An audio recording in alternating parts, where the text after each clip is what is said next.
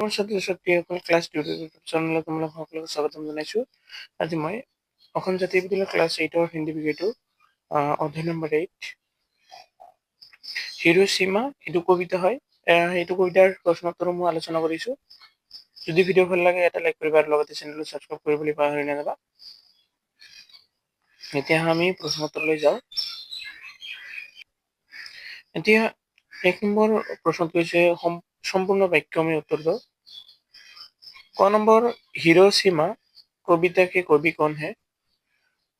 उत्तर सो Hiroshima कविता के कवि सच्चिदानंद हीरानंद बात्सायन अजय ये बादशायन है। क नंबर किस बम से हिरोशिमा पर आक्रमण किया गया था? ये एटम बम से हिरोशिमा पर आक्रमण किया गया था। ग नंबर कवि ने एटम बम की तुलना किसके साथ की? तो कवि ने एटम बम की तुलना सूरज के साथ की। क नंबर कवि ने एटम बम की तुलना किसके साथ की? ये तो दिया हल। ख नंबर अजय जी का जन्म कब और कहाँ हुआ था? तो अजय जी का जन्म उत्तर प्रदेश के देवरिया जिले के कसया शिविर में सन 1911 के 7 मार्च में हुआ था। क नंबर आपने कब असम भ्रमण किया था? तो अजय जी ने 1935 से 45 के दौरान सेना में थे। उसी समय आपने असम का भ्रमण किया था। 6 नंबर आपने किन पत्रिकाओं का संपादन किया था? उत्तर आपने सैनिक, विशाल भारत, दिनरामर, नव भारत, टाइम्स जैसे पत्रिकाओं का संपादन किया था। 6 नंबर अजय के श्रेष्ठ उपन्यास क्या है? तो शेखर एक जीवनी और नदी के द्वीप शेखर के श्रेष्ठ उपन्यासों में से एक। 2 नंबर कैसे कि कैसे देखकर कवि ने प्रस्तुत कविता लिखी है? एक झुलसे हुए पत्थरों को देखकर कवि ने यह प्रस्तुत कविता लिखी है। 2 नंबर कैसे सही विकल्प चुनो মানে তোমালোকৰ চাৰিটা অপচন দি আছো মই কেৱল সঠিক উত্তৰ যেটো হয় হেতুৱে দি আছো। ক নম্বৰ হৈছে সচিদানন্দ হীৰানন্দ বাস্তায়ন উপনামে এইটো অজয় মানে এই তোমালোকৰ চাৰিটা অপচন দি আছে ক খ বুলি তো তোমালোকে উত্তৰটো হৈ দিয়া হৈছে। খ নম্বৰ হিৰোশ্বিমা में एटम बम किसने गिराया? এইটো अमेरिका ने गिराया। मनमोहन सिंह अजय को अंग्रेजी ने कितने साल की सजा दी थी? 4 साल की। क नंबर अजय जी को कौन सा पुरस्कार प्राप्त हुआ था? ज्ञानपीठ पुरस्कार। 3 नंबर আছে 30-40 शब्दों में उत्तर दो। 30-40 शब्दों भीतर उत्तर दिबले কৈছে। क नंबर से प्रकृति के सूरज और मानव निर्मित सूरज में क्या अंतर है? মানে প্রকৃতির যেটো সূর্য আৰু মানুহ সৃষ্টি কৰা সূৰ্যৰ মাজত পাৰ্থক্য কি? प्रकृति का सूरज अपने साथ एक नई उम्मीद एक नई आशा लेकर मनुष्य के बीच आता है, परंतु मानव निर्मित सूरज मानव को नष्ट करने आता है। जहाँ जहाँ सूरज के किरण पड़ती है वहाँ जीवन का संसार होती है, जबकि मानव निर्मित सूरज की किरण जहाँ निकलती वहाँ सबको भाग बना देती है। अर्थात प्रकृति का सूरज जीवन देता है, जबकि मानव निर्मित सूरज जीवन लेता है। এটিৰ পাৰ্থক্য এটাই হল প্ৰকৃতিৰ পৰা ওলোৱা সূৰ্যটো কি হয় এটা আশা লৈ আহে, কিন্তু মানুহে নিৰ্মিত সূৰজটো কি কৰে সকলো বস্তু নষ্ট কৰে। আৰু প্ৰকৃতিৰ সূৰ্য য'ত উদয় হয় তাতে কি হয় মানুহৰ সংঘাতটো ভাল হয়। আনকি মানৱ নিৰ্মিত সূৰ্যৰ পোহৰ য'ত পৰে তাতে কি হয় সব ভাগ হৈ যায়, নষ্ট হৈ যায়। এটিয়ে क नंबर से मानव का रचा देश शोक गए भाव का स्पष्ट करो। कवि अजय जी ने मानव द्वारा निर्मित एटम बम को सूरज के साथ तुलना किया है। क्यूब की प्रकृति से सूरज से जो रोशनी उत्पन्न होता है, ठीक वैसे ही एटम बम के फटने से सूरज की भांति रोशनी उत्पन्न होती है।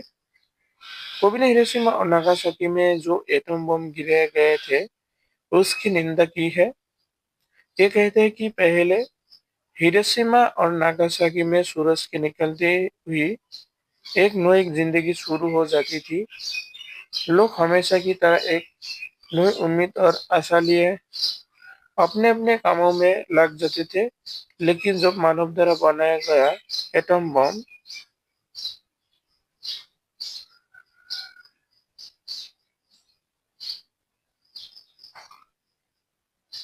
शहर के बीच फटा, तो मानव को ही भाप बनाकर सोख गया। अर्थात मानव आज खुद अपने विनाश के लिए एटम बम जैसे परमाणु हथियारों का निर्माण कर रहा है। गौरमरी से हिरोशिमा के संदर्भ में युद्ध के मारक अस्त्र के प्रति कवि का क्या भाव था, कहना है। तो हिरोशिमा के संदर्भ में युद्ध के मारक अस्त्र के प्रति कवि का कहना है कि यह मानव निर्मित सूरज मानव के लिए यह बल्कि संपूर्ण जीव के लिए हानिकारक है, जिसके फटने से संपूर्ण जीव मत को नष्ट कर देता है। इसके प्रकार से कोई नहीं बच पाता तथा यह सूरज जीव के लिए महाकाल है। परमाणु से एटम की संहारी किरणें ने किस तरह पल भर शहर को ধ্বংস कर दिया था, মানে কেনেকৈ মানে শহৰখন ধ্বংস কৰিছিল এইটো ক'ব দিছে। उत्तर, एटम बम के संहारी किरणों के बीच जो भी आ सब पल भर में ৰখ গয়, মানে এই এটম বমৰ কবলত যি বস্তু পৰিছিল সম্পূৰ্ণ ধ্বংস হৈ গৈছিল। छोटे से लेकर सभी बड़े जीव जंतु तक इसके चपेट में आ गए। সৰুৰ পৰা ডাঙৰলৈ সকলো জীৱ জন্তু ইয়াৰ মানে ভিতৰত আহি গৈছিল। शहर के बीच एटम बम गिरते ही चारों ओर एकदम के सूरज की भांति किरणें निकलने लगी और उसके किरणों के बीच जो भी आया सब जलकर भस्म हो गए। মানে এটা নতুন সূৰ্য উদয় হোৱা যেন লাগিছিল যেতিয়া বমটো মানে মাটিত বাগৰি পৰিছিল। কিন্তু এই সূৰ্যটোৰ পোহৰত যি আহিছিল সকলোকে পুৰি ভস্ম হৈ গৈছিল। उसने किसी को संभलने तक का मौका नहीं दिया। सहसा जो जहाँ था वही जलकर भाप बनकर উড় গয়। মানে ইয়াৰ সূৰ্যৰ পোহৰ এই পোহৰটো যিফালে গৈছে তাতে কি হয় সম্পূৰ্ণ পুৰি একদম ভস্ম হৈ গৈছিল। 4 নম্বৰত কৈছে আশয় স্পষ্ট কৰক, মানে ব্যাখ্যা কৰিব লাগিব। कुछ कुछ क्षण का प्रज्वलित क्षण के उत्तर, प्रकृति का सूरज पूरब दिशा से धीरे धीरे होता है और मानव निर्मित सूर्य अर्थात एटम बम शहर के बीचों बीच प्रज्वलित होती है। वो भी क्षण भर के लिए जैसे ही उदय होता है, अगले ही क्षण अस्त भी हो जाता है। उस छोटे से क्षण में शौक लेने वाले दोपहर दिख तो जाती है, पर उसके बाद चारों ओर ध्वंसात्मक रूप देने को मिलता है। सब जीव जंतु जलकर पल भर में राख बन जाते हैं। खनमच पत्थर पर मानव की साखी। उत्तर, यह कवि का कहना है कि मानव का रचा हुआ सूरज मानव को ही भाव बनाकर सौंप गया। ইয়াৰ দ্বাৰা কবিয়ে কৈছে যে মানুহৰ দ্বাৰা সৃষ্টি সূৰ্যই মানুহ কি কৰিছে ভাৱ বনাই দিছে। अर्थात मानव द्वारा निर्मित एटम बम की ऊर्जा इतनी थी कि उसके फटने से मनुष्य का नामो निशान मिट गया।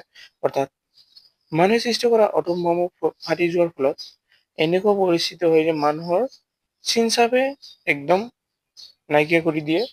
মনুষ্যকে হাড্ডি তাক মিহি বাঁচে। মানুহ সব ভাব বানकर উড় গয়। মানুহৰ হাড্ডি পৰ্যন্ত মানে হাড় পৰ্যন্ত থাকা নাছিল, সব ভাব হৈ উৰি গৈছিল। लेकिन मनुष्य की ছায়া ঝুলছে हुए पत्र पर सदा के लिए अंकित हो गया। কিন্তু কিছুমান মানুহৰ ছায়া পাথৰত একদম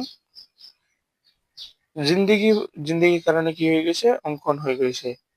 और यह सब इस बात का स्पष्ट प्रमाण है कि मानव ही मानव के लिए विनाश का कारण बन गया।